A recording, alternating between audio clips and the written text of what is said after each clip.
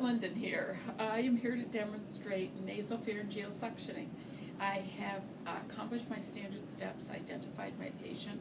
I have elevated the bed to my working height, and I have elevated the head of my bed, the bed for Miss Florence Nightingale, to at least a 30-degree angle. I have my biohazard bag in place.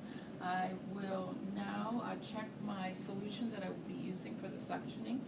And this is sodium chloride, and I'm checking the expiration date also. I will open this and flip it.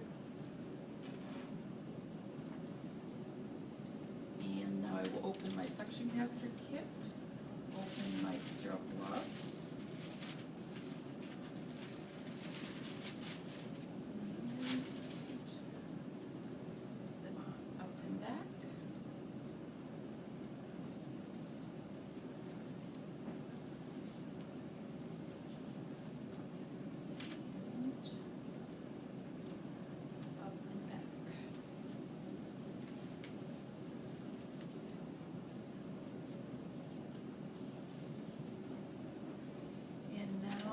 What's important sterile-wise is for me to keep the inside of this box open. But I have a sterile field here where my gloves were, and so I'm going to set my box down there.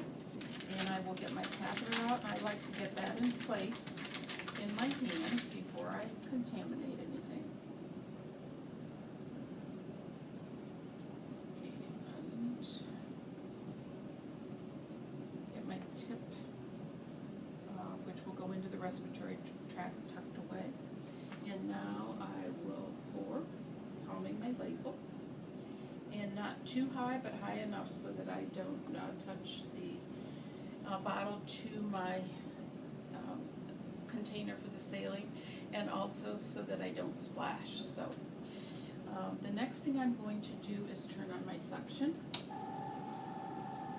And because I'm going to now check the nares of my patient to see which nares I will use. They're both clear, so I'll use the one that's closest to me.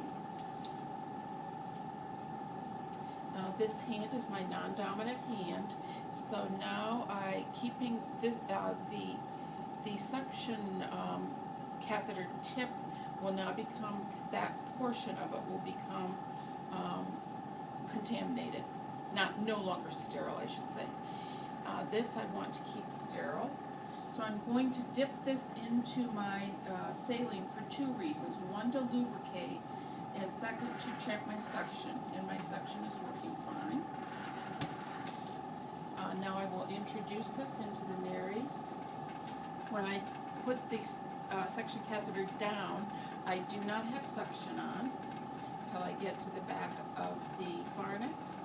Now I will put suction on, and as I'm withdrawing the catheter, I'm going to twist it, and I can do that in two ways, this and rotating. Our guideline is 10 seconds when I'm suctioning out. I'm not only suctioning secretions, but I'm also suctioning oxygen, so I'm concerned about oxygen deprivation with my patient. So I will wait 2 to 3 minutes is what our CB is telling us. 2 to 3 minutes before I attempt another suctioning. And that varies a little bit from resource and procedure. And what you'll see on your video is that handled in a little different way. They suction repeatedly and then wait 15 minutes in between. So down, coming back up, rotate, suction, and clear. Wait 2 to 3 minutes. Down, without suction, out, rotating with suction on, and I will clear before I discard this. And I'm going to be sensitive to getting, because Miss Florence Nightingale was on oxygen, I'm sensitive to getting her oxygen back on again. Had she not had oxygen, I could have had her take some deep breaths to pre-oxygenate prior to doing the suctioning, and I could have her take some deep breaths now following the suctioning. And now I will discard my used equipment and clean the area of my equipment, be sure Miss Florence Nightingale is comfortable, and complete my standard steps.